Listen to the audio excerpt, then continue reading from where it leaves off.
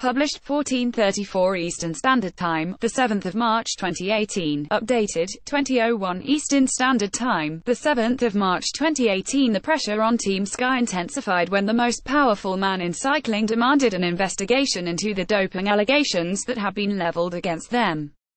David Lappartient, the president of the UCI, gave an astonishing interview to the BBC on Wednesday, calling not just for the Independent Cycling Anti-Doping Foundation to pursue the claims made in that damning UK parliamentary report but also calling for answers about the jiffy bag delivered to Sir Bradley Wiggins. "I don't think they want us to know what was in that jiffy bag," said the Frenchman, who took charge of the world governing body last autumn. World Cycling should launch its own investigation into Team Sky, says UCI President Lappartient said the DCMS report into doping in sport was hugely damaging for cycling, and suggested Team Sky boss Sir Dave Brailsford needed to make a decision that was best for the sport in this country when it came to his own future. In essence, he appeared to be suggesting Brailsford should resign. He also said it would be a disaster for cycling if Chris Froome rode in this summer's Tour de France if the case concerning his failed drugs test at last year's Vuelta a España remains unresolved. Lappartient told the BBC that the finding of the parliamentary report, which he said he trusted because it was written by British MPs, that stated Wiggins had used a controversial corticosteroid for performance enhancement rather than medical need, was unacceptable. "A mistake is something you have done without intention to be wrong," said Lappartient. "The report is a bit different. It seems it was a bit organized, so maybe not a mistake but a fault, which is different because that could affect the credibility globally of our sport. When Team Sky was launched, I remember, they say, we will be clean, we will win races and be clean, more white than white. We can see in this report that it seems to be a bit different. We have the Cycling Anti-Doping Foundation, they have the power of investigation. I would like them to do this, to see if there is some violation of the rules." A parliamentary report accused Sir Bradley Wiggins' former team of crossing an ethical line. A UCI doctor approved the 3 applications Wiggins made to use triamcinolone before the 2012 Tour he won and 2 other major races. And while the British cyclist insists it was to treat his asthma and allergy symptoms, his own coach Shane Sutton has admitted his use of the drug was unethical. It seems possible, therefore, that any UCI investigation would examine the process by which Wiggins was given those medical exemptions in 2011, 2012 and 2013. They had at the time the TU agreement, but now we have the evidence that it seems to be organized, said Lappartient, adding that at the time, the system was a little bit simple.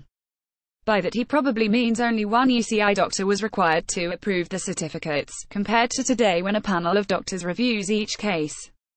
Lappartient added, "So you have to put this in the context of the time. The grey zone was too big and it seemed that this grey zone has been used by Team Sky at the time. So, is it doping? Is it just using the rules?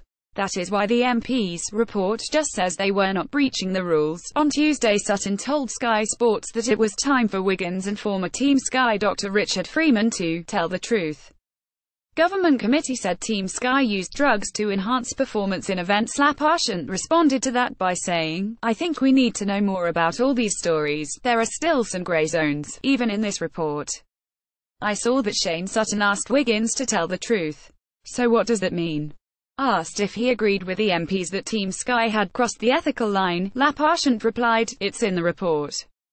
You can see that substances were used not for health problems or with strong pain but to increase your performances. That is unacceptable for me and the philosophy we have, even if it seems there is no breach, no violation of the rules." But he added, "If you're using substances to increase your performances, I think this is exactly what is cheating." A UK anti-doping investigation into sportsmail's revelations about the jiffy bag, delivered for Wiggins at the end of a race in the French Alps in 2011, was unsuccessful because of a lack of medical records. Asked if he would like to know what was in the jiffy bag, Lappartient smiled, "Of course, in the Dauphine in 2011. But you know, probably all of them, they lost their memory. Nobody seems to remember what it was in the jiffy bag.